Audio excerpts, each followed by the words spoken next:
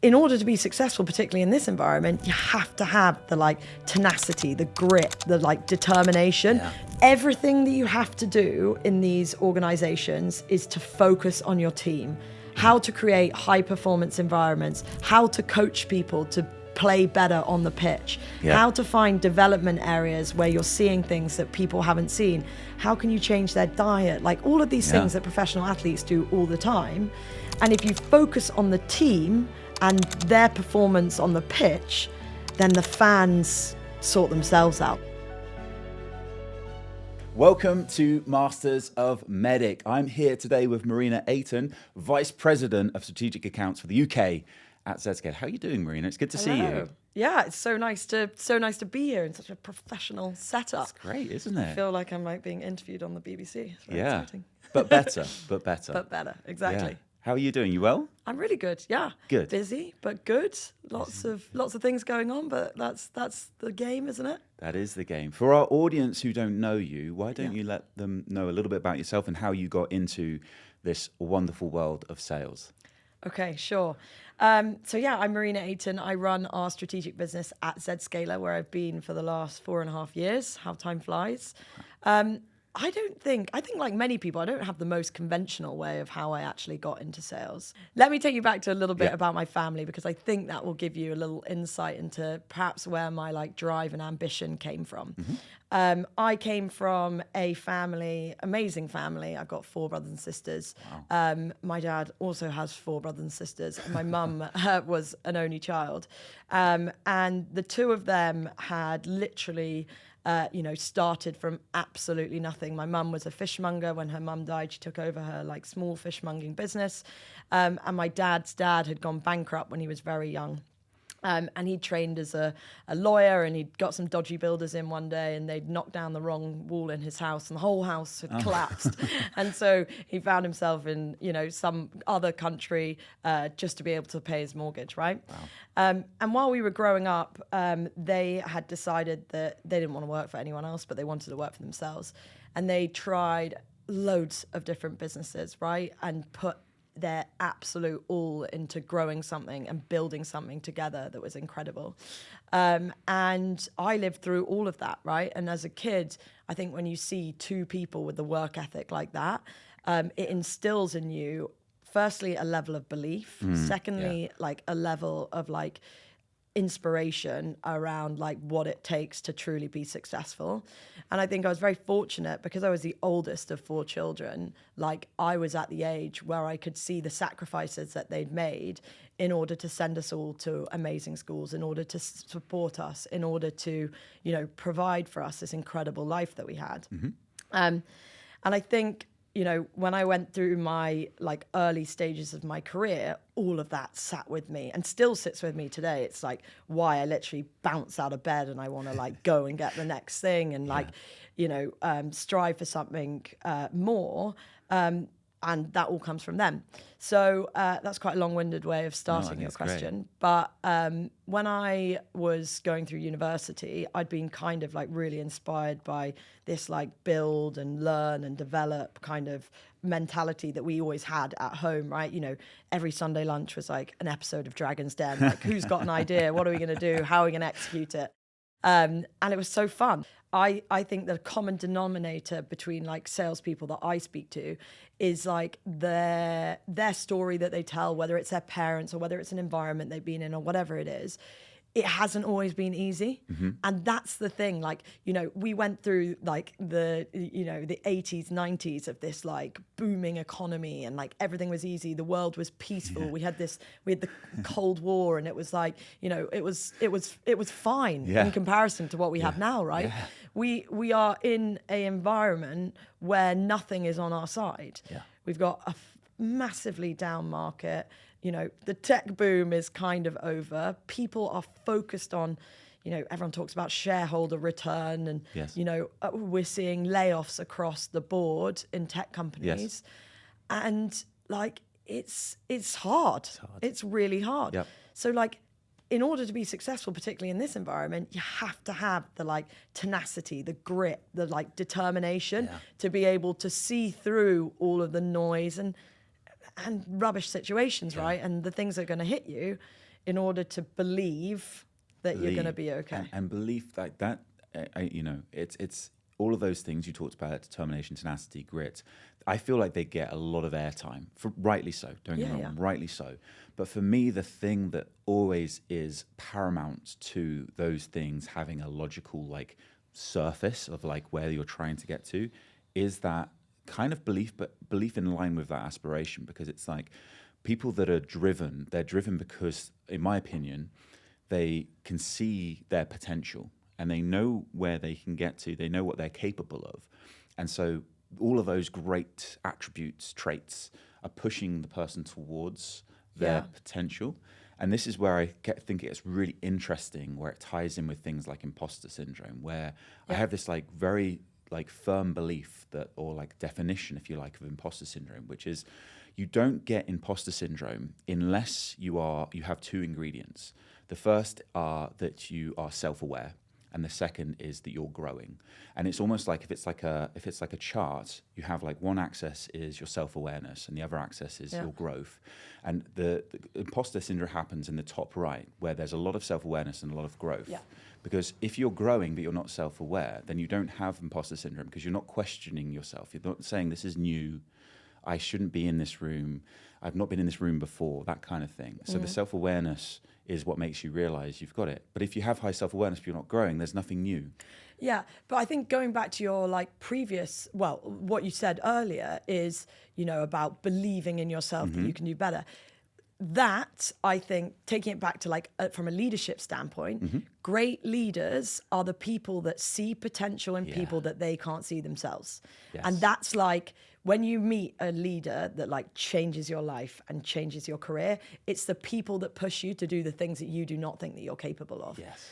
And like, I personally think, imposter syndrome is something that's like thrown around all the time, particularly in women. They always talk about it.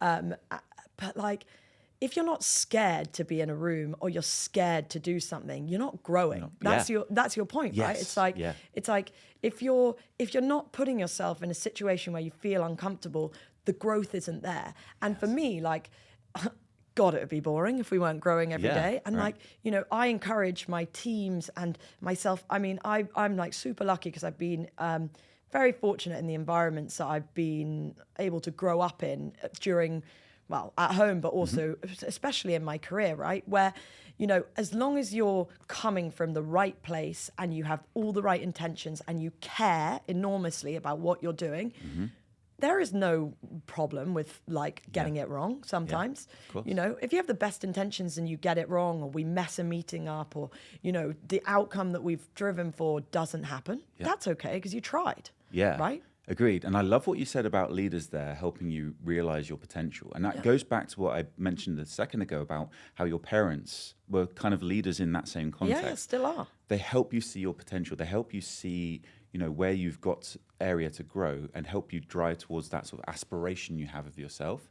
And so that idea of like imposter syndrome, where I think it really comes in, and is like you have that like gray area of growth. When you're in that gray area, it's like it's not binary, it's not black and white. You're in this kind of gray area where you're growing.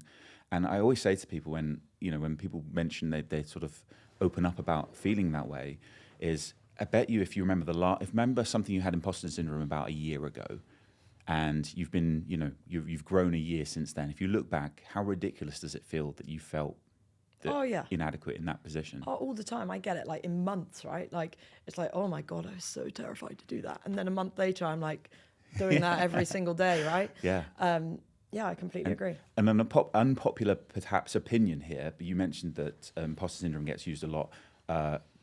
Predominantly, I would say women saying they have imposter syndrome. Well, going back to my chart, my perhaps unpopular opinion would be that women are more self-aware. Oh yeah. So that's why maybe everybody's growing the same amount, but if you have more self-awareness, you're going to be more aware that you're growing, and therefore you have that feeling. Yeah, 100%. And I also think the self-awareness from a women standpoint comes from I believe, maybe contentious, from a more innate curiosity that we have. So I am constantly interested in like how I can get better, requesting feedback, wanting to know all of this stuff. And that perspective from other people and asking for it allows me to become more self-aware, and therefore know where my gaps are, figure out what I need to learn, figure out where I need development, and not just ask for it in like a quarterly review or whatever it is, but make it consistent so it's not like a thing. Yeah, yeah. And like anyone listening to this right now, whatever your passion is, by nature of listening to this podcast, you'll have a passion that is kind of performance driven, just because that's our audience. Yeah. And whoever they reflect on, whether it's a colleague, whether it's a peer, whether it's a mentor, whether it's someone they look up to as a sports person or something like that, every person listening will be able to think of someone that they look up to who has what you described there as coachability, who is like always looking for that next gain. Yeah, but what you talk about in passion is really interesting. This notion of like, you know, working hard without a purpose is just stress, right?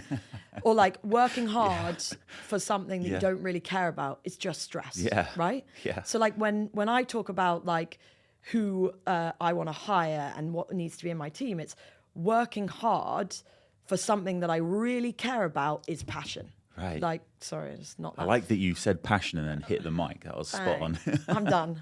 Don't drop that.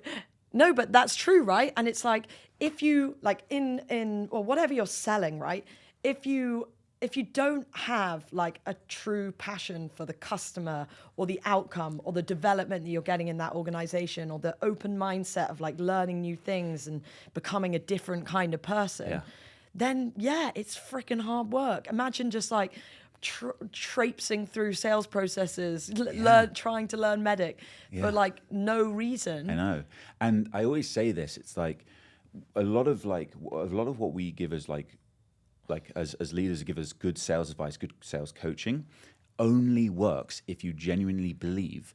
It doesn't have to be that your product is the best product in the world, as in like the one that like ticks every box. Yeah. But you have to believe that your solution is the best solution for the customer you're selling to. Yeah. And so if it doesn't do everything 10 out of 10, you think that perhaps a third of those things the customer doesn't need. So therefore it's unnecessary complexity or cost.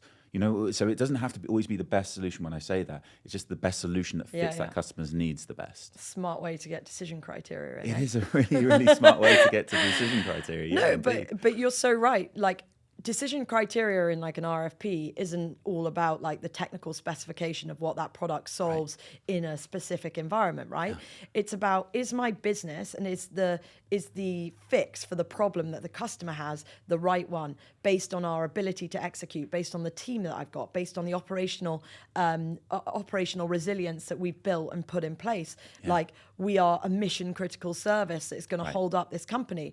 Are we best placed to serve that customer? Yes. So all of those things, like going back to MEDDICC, are around educating the customer on why other areas of their criteria need to be taken into consideration in order to make the best decision for their business.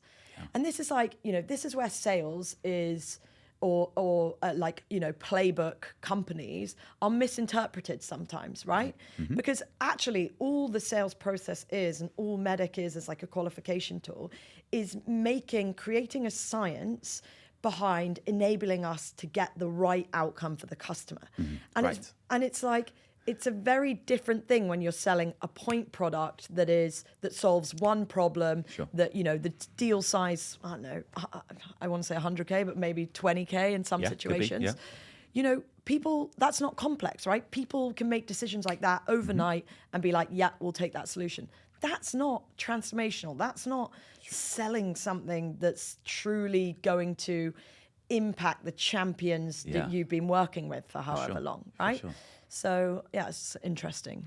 It is interesting. And the thing around RFPs, we get asked a lot from our customers where they'll sort of talk about, the deal will come up, you know, we're in this RFP, but it's not suiting towards our strengths. What should we do? And it's like you're not in the right RFP then. Like, there's no point following somebody else's decision criteria if you genuinely believe that it's either not best for you to win or not best for the customer to the solution they need.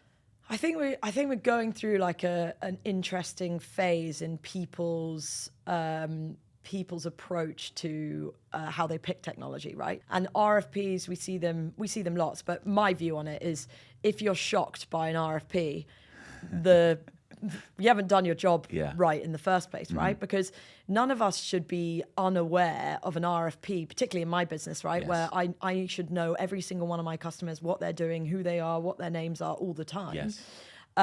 Because, you know, in the current role I have, I look after, you say, the like top 60 customers, largest customers across the UK and Ireland, or global customers, you know, like HSBC, Barclays, whatever it is. We should know everything going on in their organizations, because my teams have, you know, between 2 and 4 accounts to look after each. And with that comes a requirement to almost know people's businesses better than they know their own. But the RFP thing is interesting, right? I really believe, and I'll tell you a story actually. I can't say the customer's name, but you know, we had been just classic pipeline generation for a long time, and speaking to a lot of people in the organization. The team had done an amazing job. We always knew that they were going to have to go out to market to do an RFP, because they are a regulated industry, and they need to make sure, you know, all the books are clean, whatever. What the team did amazingly well was based on, you know, not enforcing our playbook, not enforcing MEDDICC, but acting as a consultant for that company. They said, you know, when we work with large financial services customers like X and Y, typically they find the RFP process the most effective when they do these 4 things, right? So what that allowed us to do, and before then, obviously, we'd done a huge amount of discovery sessions.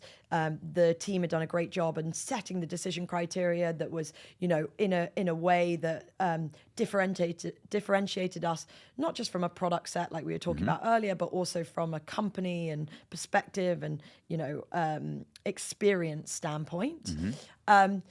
But it also allowed them to then be fully in control of that RFP process. So it worked as, you know, firstly, the RFP responses, we were able to answer everything. Secondly, all of our differentiated capabilities were all mandated, right? They were things that were business critical to that organization. We knew who our competition would be, because like the best salespeople know their competition better than competition know themselves, right? And then, you know, we were able to, what often happens in an RFP situation is you get locked out the account, right? And we all know that deals don't happen without champions, and champions don't get built without driving activity. And therefore, you know, what we were able to do is continue driving the momentum, because we had already pre-told them how many meetings they were going to need a week, how many workshops they were going to need, that they were going to need a BVA, because at some point someone was going to say, why are you going to spend $10 million on this product? Like, are you going to need a defensible business case? Well, yes, of course we are. So like all of this stuff and positioning the sales process so early before knowing that they were going to go out to an RFP allows you to control that narrative in a really smart way. Absolutely right. And here's the thing, I say this a lot, and I think people get upset at me when I say it, but I think because it's true more so than they disagree with it. No customer, no champion, no one in the customer's business ever gets out of bed in the morning and thinks, what have I got today? Oh, I'm meeting vendor X, and goes, Yay. can't wait, more buying and more technology, just can't wait to get stuck into it. And so what they're looking for is the most efficient engagement. They want it to be as efficient as possible. They don't want to have to spend 10 meetings if it can be done in 5, but they also have to make sure it's diligent, right? They want to make sure they're not buying the wrong solution, because as you said, particularly the more complex it gets, the more transformative it is, the more businesses literally go offline and fail if they get these things wrong. So it's massively important. So what you described there, yes, there's a fair argument to say you're setting yourself up as a vendor for success, but the reason why you're doing that is because you're setting the customer up for success to have the best engagement they can from you. Exactly, but that's the art of the sales process of MEDDICC, right? It's like, the worst thing is like, you know, when everyone always talks about, oh, it's so difficult to get to an economic buyer. It's like, yeah, of course it's bloody difficult. Good. Yeah. I don't want it to be easy. Of course it's difficult. Because then everyone will be doing it. But like, if you say, this is a stupid thing, but, you say to someone, before we start the POV, I'm going to need to meet your boss because my company says in our sales process, we can't start a POV unless we've met the EB first, right? Awful. But, the positioning, the sales process and elements of, you're not positioning MEDDICC, right? I'm not saying that, but at least it's like the compass for how you might react in the next bit of your deal. For sure. But like, if you talk in a way that makes the customer think, so I'll give you the other side of that, right?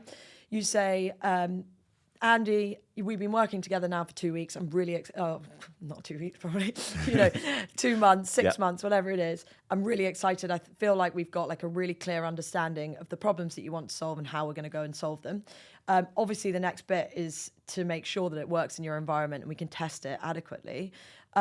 Is there anyone else that needs to be involved to make this decision? Because where I've done this with large customers before, we've been caught out at the end because we've missed a certain thing that's really important to a CIO, for example. Do you think it would be valuable for us to just, meet him for 15 minutes next week and see that we've captured everything that he'd be interested in? Yeah, love it. And that's a different conversation, right? Yeah, I love that. And that's a soundbite, by the way, but also what you did there, which I think is a very underused, I wouldn't call it a tactic, because I guess it is a kind of tactic, but sort of strategy, if you like, is you're not confronting, in this case, your champion, as it should be, and saying, I need to do this for me.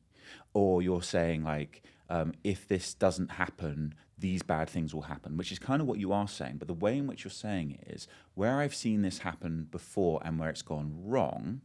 And so you're kind of, it's like this really nice thing where you're taking confrontation out of the way. You're not saying this will happen. You're saying, typically, this might happen. We see this happen all the time. You don't want that to happen. I don't want that to happen. So let's avoid it. You're not kind of putting yourself up against But it's them. like, you've put so much work into this. Yeah. And this is genuinely what now I really focus on when I'm hiring, when we talk about the team. It's they have to be obsessed with the customer. Like, it's about the customer, and you have to have genuine care about the champions that you're building, and you have to personally care about them. And if that's insincere, it's incredibly clear to that customer, right? And, I think like even more so now, when I was first starting, we were so lucky because COVID hadn't happened. Everyone was in the office. Right. It was really normal to be on site with your customers all the time. You get water cooler chats. You go to the pub after your meetings. It's just like... Even that like walk from reception to the meeting room and back is like briefing and debriefing, like the richest minutes of the whole meeting. 100%, like that reminds me. When you're in the lift with someone, you're talking about their family, where they're going on holiday. I always think that you should get their contact page up on your phone, and there's a section in there that you can put notes. And you put what their kid's called, you put where they're going on holiday, what's their wife called. And then 3 weeks later when you meet them, it's like, how's Sophie? How was Gran Canaria? Yeah, how was the Gran Canaria Islands? Like, what did you guys do? But I think it's a really interesting topic, the whole optimizing for the new world we sell in of like remote selling. And I know from a conversation you and I have had before that you as a leader and like operating at what I would class the very, very sharpest end of sales execution, you folks are thinking about, how do you present yourself best in a Zoom meeting or a Teams meeting or whatever? Oh, massive. Like, I think like people underestimate this. Like, how do you show up to things, right? Yeah. And like on a Zoom meeting, your tone, I'm not, for anyone who knows me very well, I am not a good texter and I am not a great emailer. Right. Because I'm very direct and my directness can be really misinterpreted through texting. And you've probably been on the other side of that as well. Like it's not, I'm working on it. I really am. Self-aware. I'm self-aware about it. But like, I'm also like, that's just me, right? I am very direct. But the way that if you're on a Zoom meeting, be present in the Zoom meeting. Have your camera on and show up. Yes. Do not have your phone. Do not have Slack on. Do not have anything else on. Show up and be in the room with that person. The other thing, just like basic one-on-one stuff, and that I speak to my team about, it's like, have a screen in front of you. Do not be side looking or looking at two screens like this. Yep. It's incredibly distracting. It looks like you are being kind of disrespectful. Yeah. And the other thing is, like, when you talk to people on Zoom, match them, right? It's like it's a psychology thing, but like in person, right? You don't, if someone says something really quietly, you don't shout back at them, for example, right? It's just like being a normal human being. But on a Zoom call, like, the importance of building a rapport at the beginning of the Zoom call, like, how are you? I mean, as English people, we always talk about the weather, but maybe just like try and get away from that a little bit. I still do it. You know, build a bit of rapport, gather what the tone of that person is, how they're feeling that day, how they approach things, and match yourself, right? Be calm, collected, look into the bloody camera. Things like that. I have this like bee in my bonnet about this, because it's like in the days when we used to meet in person, we would, you know, rightfully so, people would spend good money on what they'd wear to work, suits, you know, all those different types of things that people are wearing to turn up and look not necessarily out and out smart, but just well presented, right? And then we get into this work from home environment, and people are turning up to calls sort of their hats on backwards, and you can see the bed in the background that's unmade. Yeah, I'm not into that. Yeah, and to your point about having like the different screen thing is just crazy. The one that always gets me is the person, particularly people, if you're listening to this and you haven't sussed this out, but if you wear glasses, the people that are on Zoom with you can see exactly what you're looking at. They can see what's on your screen. So if you do bring up Slack, if you do bring up your emails, they can see that they're not on the screen in the reflection in their glasses. So that's the thing. And also, even if you don't wear glasses, like Zoom has a dark UI, as do most of the platforms that you use. And if you switch to a light UI, your face lights up. So you can literally see you've opened a website. So it's like, to your customer, they're going to subconsciously or consciously know that you're not paying attention to them. And it's just a really bad place to be. Zoom etiquette 101. Zoom etiquette. I mean, I'd go as far as saying, like, you should practice your flow. If you're going to be demoing, sharing a screen, like, no one, like, there's no more cliche, frustrating thing of, can you see my screen? Is that working? It's like, you know, get beyond that. Like, it should work now. You should have sussed out the flow. You've been doing this for 3 years. Yeah, we're there now. Hopefully, we should be there. So.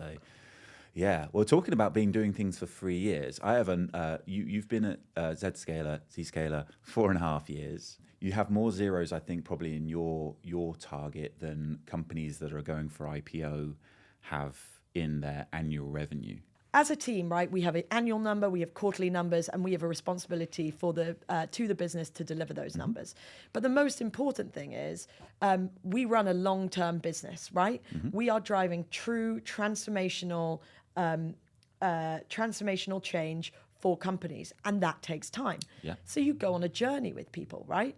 And so my priority now is about focusing on what the North Star is for every single customer that we engage with. And as part of that North Star, naturally, there are going to be a phased approach to how that company gets there. But like, you need to have buy-in for what the vision is to start with. And I think where some people or companies get it wrong is like, that vision is very, go-to-market focused. It's very like, I want to do $1 million deal with X customer, right? Whereas what I'm saying is we need to take X customer to this Nevada state. How do we pull it back and get there? And yes, that state is, $10 million in ARR, but let's focus about the business outcomes for the customer, because that's what drives the behavior of the team. And I think where I was going with this is, in order to drive true change like that, it takes a friggin' army, right? Yeah. And my team now, the requirements for what it takes to be in a team like that have changed, right? I need people who are experienced. I need people who are patient. I need people who are outcome focused, that have different skills across the sales process, and that combining with MEDDICC. I need people who have great executive presence in the room, because when you think about the economic buyer, they are changing. We're in rooms with CEOs and CFOs now.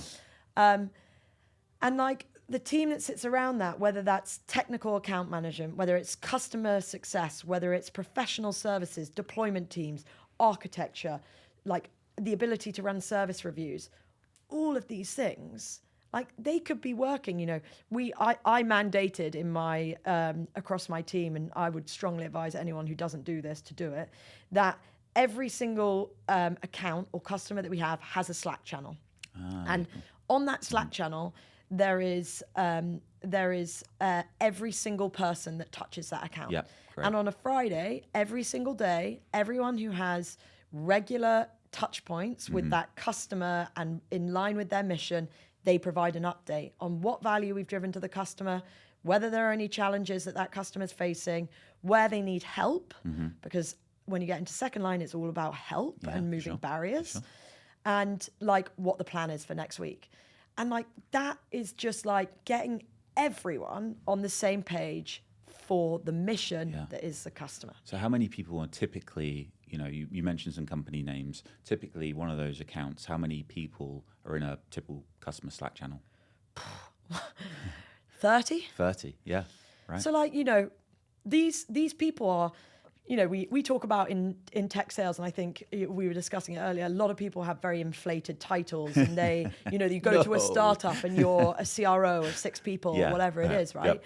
Like at the end of the day, like in a startup, my account directors would probably be classed as regional vice presidents, right? For because the business that they run is multi-million dollars, first of all. Yes. They are the quarterback of that customer account team. Sure.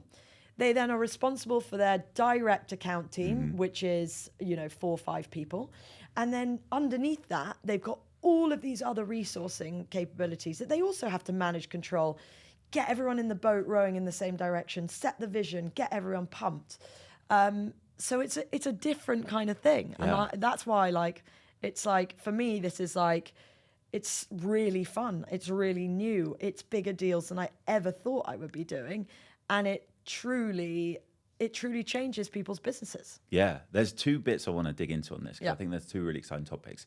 One which we'll start with, which will be about your career journey, and you mentioned about the kind of possible different directions you could have gone in. The other one is like, how do you communicate common language with those groups? So I'll start with the career direction stuff, because I think we see this a lot, and this seems to have accelerated, where I always describe it as you have, like, in your career, you have ladders, and different ladders have different, like, airs of seniority. And what I mean by that is, you said it yourself, you could be a CRO, no question asked, in tons of ladders. And what I mean by that is, like, anything from like the literal just started out to the Series A, Series B, Series C, all the way up to probably, like, getting on series, depending on stage of company and that sort of stuff, Series D, whereas, like, somebody, if you rewind the clock back to your first role in leadership, you could have gone and been a CRO of the startup. You know what I mean? So it's like the titles are kind of, they run parallel, but the ladders are at different rungs, if you see what I mean. Yeah. And so what's really interesting from this fascinating insight you're giving about, like, how much excitement and new learning and all this great stuff you're getting from, keeping on the ZScaler ladder, as it were, is really interesting, because there are, for sure, I mean, you said it yourself, but even people that know that I know you contact me and say, hey, is Marina, Marina would be great for this role over here. And I'm like, you need to speak to Marina, but, like, you know what I mean? So I know it's happening, because if it's coming to me, then it's definitely happening at your doorstep. And so there's, for people listening who, are probably similar to you in, like, driven their career, like, it's great to have so much insight and positivity to talk about staying on that ladder where you are and growing with the company and the opportunity. Yeah, well, I really believe this, right? Change is inevitable in any company if they're growing fast, right? That is just the nature of the beast. If there isn't constant change, then you should be worried about that, right? Yep. And change by its very nature is uncomfortable. But for me, like, I would advise anyone to sit in that uncomfortableness, because sitting in being uncomfortable means that you are growing as a person. Yeah. And if you're not uncomfortable every day, and you're not showing up doing things that you're terrified to do, or you're not, you feel like you've done this a million times before, then, like, you're not developing yourself. And if people are truly interested in developing themselves as a better human being, as a better professional, as a better salesperson, then they gotta sit in these companies that give opportunity. And you see a lot of people in the industry, and I and I think everyone has their own path, right? That hop from startup to startup. Startups that have gone from 50 million to 100 million in ARR, whatever, and they go and they repeat that number of times again. Like, the story's the same. They're building the same thing again and again because they know how to go and do that, right? And they are excellent at it. Yes. They are brilliant at that journey. Yep. If your purpose is that you want to genuinely change people's lives forever, because the technology, like, that's why I love this sector so much. You can genuinely, 2 years in a company of someone selling as an RSM or an RD can genuinely change their lives, both in terms of opportunity that is created at home through money or whatever it is, but equally through like the development and the confidence that you're able to give people. 100%. If your purpose is around like really caring about people and changing their lives, then leadership is the thing for you. Like that for me is like, and it's freaking hard, right? Sorry, I obviously didn't swear, but almost. It's so hard, right? You go from being an IC in that situation where it's like, look what I did, how amazing. You are able to take accountability and responsibility for everything that goes well, right? As a leader, nothing that goes well is on you. It is on everyone else in your team. And everything that goes badly is all on you. And those two things are, they're quite hardcore, right? Very hard. And most people, and it's got to be 90, if not % of the time, if not more, if you're moving into sales leadership, you move into first line sales leadership first. That's kind of everyone. And that's the hardest. It is the hardest, and the reason. But what I think people may not realize as they step into that role is it's hardest for all the reasons that are obvious, but it's also hardest because you really are the most lonely in that position. Because you're new to management, and therefore you've got this new line that you have to adhere to, which is like, I have to take the company line. And sometimes the company line is not going to be popular with your team. And so you're kind of caught between this rock and a hard place where you have to keep the company line because you have to maintain the integrity of the office that you sit in, which is leadership, which is the company's leadership. But you then have to be the voice of bad news or the voice of like discipline or whatever those things are. Also, on the other side of that, you talk about like management leader. The only reason you got put in a leadership position in the first place by moving into first line is because you were really, really good at the job that you did before. Yes. Right? Sure. Yeah. So then you transition to, you are also still really good at the job you did before, but your responsibility is then about making the person that sits beneath you really good at the job that you did before. But when you transition, it's very easy to become a micromanager because you know exactly how to do that job, and you've done that job many a times with your eyes closed before. Yes.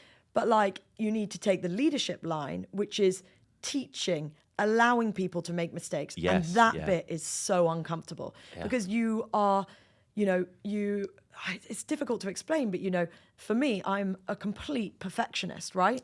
And I've had to learn through like multiple different leadership roles to relinquish control, because the only way people are able to learn is to fail. And you're not going to let people fail catastrophically, right?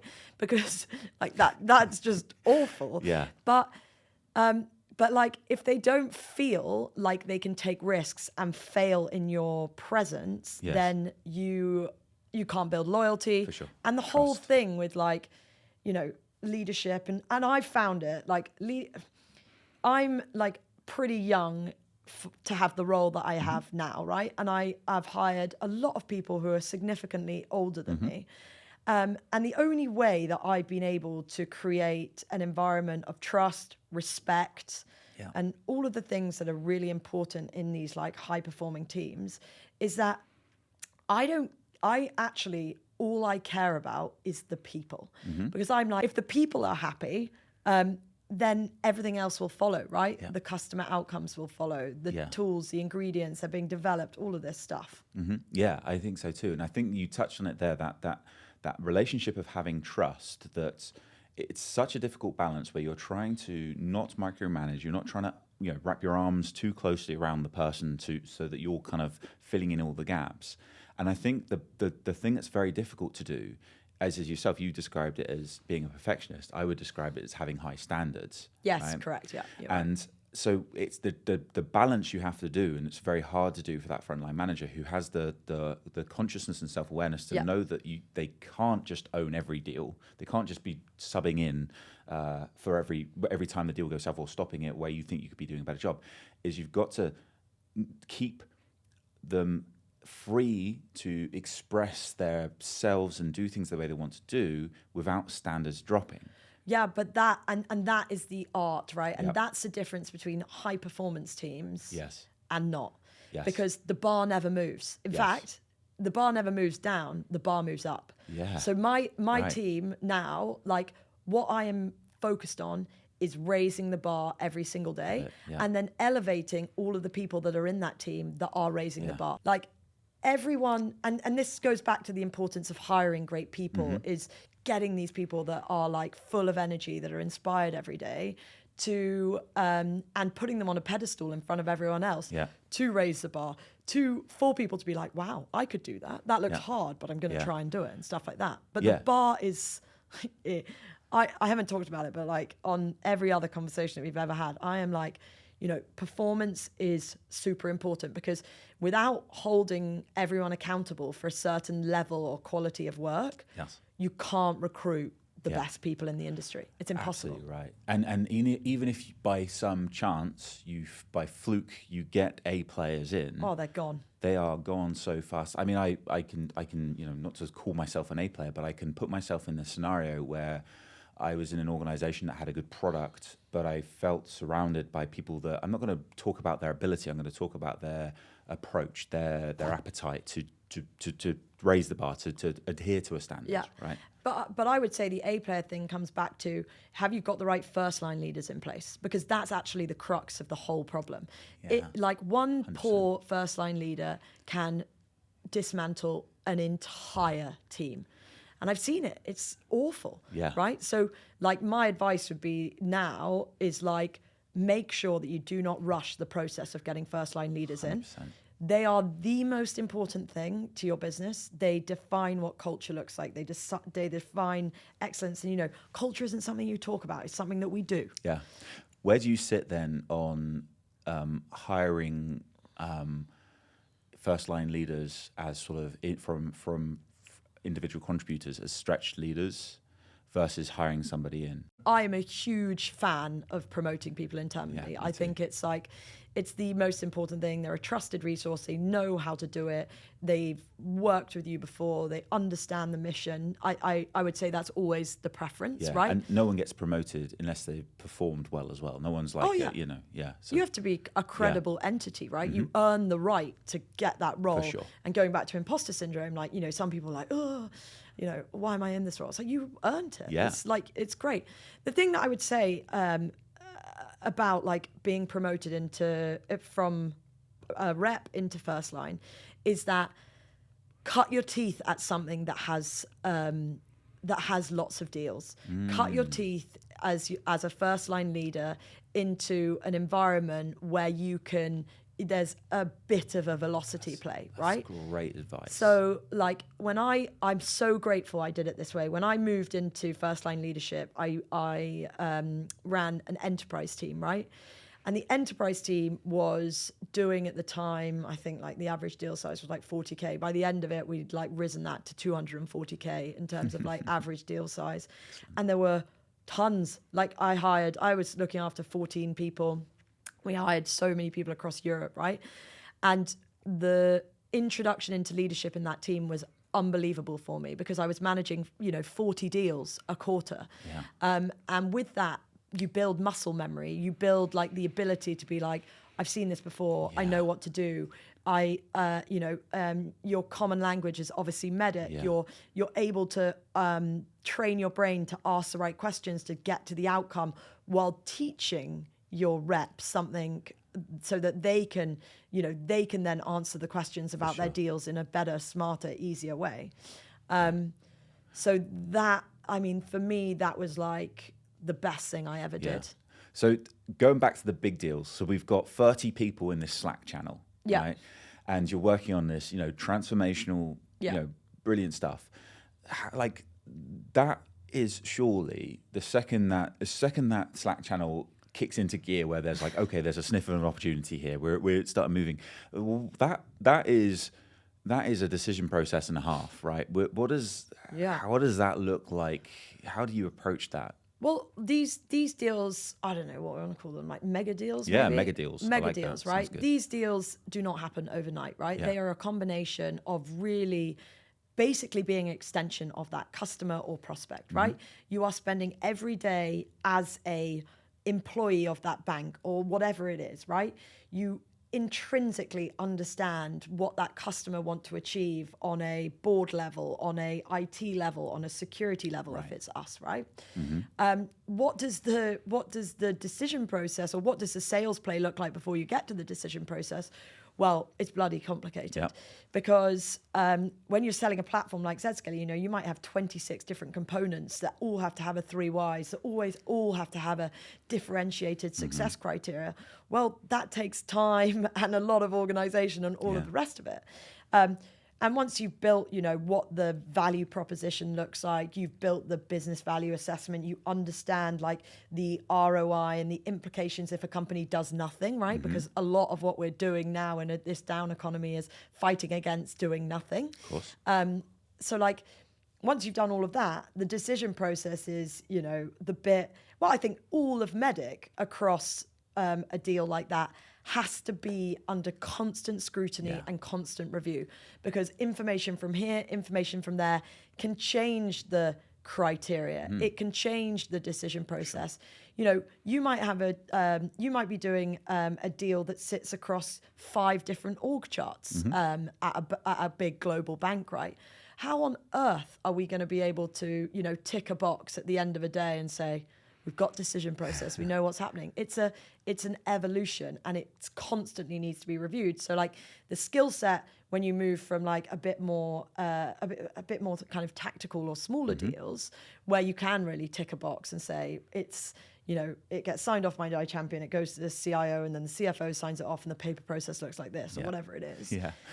Like, we don't have that luxury anymore, right? It's constantly asking questions. It's the 300 stakeholders that we might be engaged with, like asking every single one of them and looking for the bad news, or saying I've been told this, but I can't quite figure out where I'm going wrong. It all seems so simple, it's a constant process. Yes, right. You're the customer. If you focus in on yourself, what do we need, what do we want, so what we always say is like, what people get wrong about qualification is they're trying to qualify, is there a deal here for me, rather than can I bring this customer value? And if your orientation is always, how can I ensure that in every evaluation I enter into, we are understanding first and foremost, can we bring this customer value? And if we can bring this customer value, is it going to be enough value to be high enough on their priorities list for them to involve the right people? So this is such a, I love this bit, because I used to get one of our problems when I was working in an enterprise team was like conversion rates after MBMs, and the ability to win the stage and get back on site and, drive the activity levels, right? And convert effectively to pipeline or visible opportunity, whatever you want to call it. And it's like just smart things that you can do at the end of like a new business meeting, for example, where you close out the call and you say, there is like a bad way to do it and a good way, but like the bad way might be, well, thanks, Mr. Customer. Like, did you get out of the meeting what you want? Do you like it? Like, blah, blah. Oh, it would be great if I could come back and see you this week to like do a deeper dive and maybe give you a demo or whatever it is, right? And they're like, oh, that's going to take 2 hours. It sounds like a lot of work. I'll let you know. We'll discuss internally. Yeah, we'll debrief. Yeah. But like, imagine if you said at the end of a new business meeting, thank you so much for spending the last hour with us. I feel like we've learned a lot about your business, but there are definitely some areas that we lack understanding to make sure that we can actually solve the problems that you're looking to solve. So, Mr. CIO, what I propose, if it's okay with you, and obviously you've let them speak, is in 2 weeks' time, I come back to you. We spend half an hour together. And during that period of time, I'll work with some of your team to ensure and to understand a little bit more about your business, so that when I meet you, I can play back an executive summary and we can both decide whether, this is going to be valuable this is going to be valuable, us spending any more time together. Amazing. And it's like that builds trust because you're being respectful of the CIO's time because you're only asking for half an hour. But it's also smart because what you're allowing yourself to do is drive the activity with the rest of the team that are in that room to understand, do they actually have a problem that's worth solving? And then on the rep side of things, all you're doing there is you're qualifying your time and not chasing an opportunity that isn't going to amount into anything. So in the decision process, there's for these transformational opportunities you're working on, there is so much momentum you'll be building. But we talked a lot around, business value and all of the work that goes into that. So much of that is can't just be about proposing, hey, if you buy our solution, we're going to deliver this value. You're building true partnerships, right? And so you must be looking beyond just, hey, like we think we're going to deliver this. There's your ROI. Oh, 100%, because in these long-term partnerships, right, customers will stay with us. We are such a core component of how any customer does business, right? We sit in this very unique spot right in the middle, mission critical platform. And therefore, our customers, we need to be able to go back to our customers and say, look how much value we're delivering for our business, for your business. And one of the things that, we've really started to try and do is these business value realization plays, where, you could do this in an executive quarterly business review where you get all of the people that are key decision makers in that account. And the only way that you're ever going to be able to get all of those people in a room on a regular basis is to deliver value from a business standpoint. They are not going to sit in there and listen to you to say, I blocked 1,000 threats this month, and our sandbox picked up X, right? Yes. They don't even know what any of these things are. Agreed. Where if you can sit in a meeting like that and you can say, ZScaler had a direct impact on your ESG score by X amount, by moving out of your data centers into your cloud environments, and by us being able to speed it up, we have, saved X in terms of CO2 emissions. Yes. Yeah. That stuff that people find impossible to realize. Yeah. And that all of these executives are actually compensated in their bonus on, right? That's the first thing. Then constantly being an extension of someone's team and being able to say to them, during the deployment in the first 6 months, we have been able to consolidate these 8 tools down to 3 tools. The total cost of ownership of these 6 tools that we've removed is X. And over the next 6 months, you can expect it to be Y as we consolidate down to 1, right? Then there's an efficiency play. And, the story goes on and all of this stuff. But what's really important is that before you go and run these business value assessments with these customers and you've managed to create a meeting environment that these people want to join and find value in. So as you said earlier, it's very easy to cancel, vendor meetings because they've got other businesses to run, right?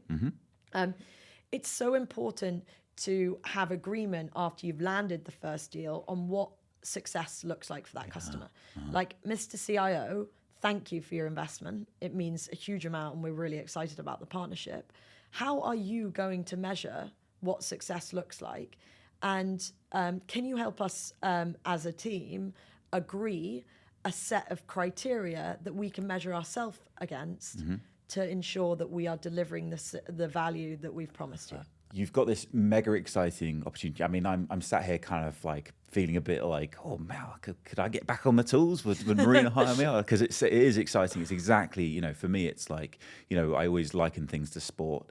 And, the way you're talking about what you're doing at the moment, those, at the front line of what you're doing at the moment is it's like at the top level of sales. And if it was a sport, you're in the biggest arena, selling for the best team, playing with the best people kind of thing, which is really cool. Yeah. But like, to go on your sports analogy, right, is like when people talk about our company, for example, and growing like shareholder value for ZScaler or whatever it is, right? That's like saying, if I said to you and came in here, it's like, I just want to like grow the top line of my business and get to X revenue, which will be an X growth, right? That for me is you're working for the fans, right? If you're running a sports team, okay, right? Yeah. The shareholders are the fans, Yes. in the stadium, right? And Yeah. you're like your mission is around driving for them. Yep. If you care about your fans, what happens to your team? Yeah. Right? Yeah. So my view on that is everything that you have to do in these organizations is to focus on your team, how to create high performance environments, how to coach people to play better on the pitch, how to find development areas where you're seeing things that people haven't seen, how can you change their diet, like all of these things that professional athletes do all the time. And if you focus on the team and their performance on the pitch, then the fans sort themselves out, right? They get excited, their results come, they're all like, you know, all of that. I mean, maybe it's not the best analogy. No, I think it's a good. I was going to say I was laying you up there to introduce the fact that you're looking for great people to join the team, and I feel like I thought I was doing quite a good layup, and I felt like you took it even better and made it even more compelling. So, what should people do if they've heard this and they think, you know, this is exactly the sort of thing, you know, resonate what I said. It's exactly the sort of role I want to do. They want to. How do they get? Well, maybe I shouldn't say how should they get your attention, because you perhaps want to see organically what approach they should do. But look, I'm super open. I have LinkedIn. This is a tool that we all use.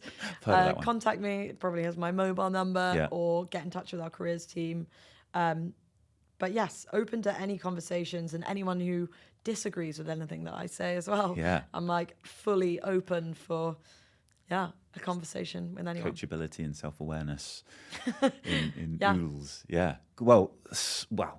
Thank you so much, Marina. I feel like, you know, when I'm doing these sessions, I feel like I'm always learning, and I feel like I just learn an absolute ton.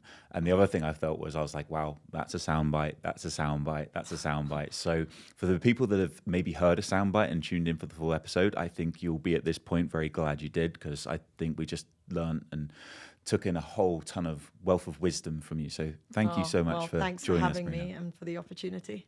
Cool. Thank you very much.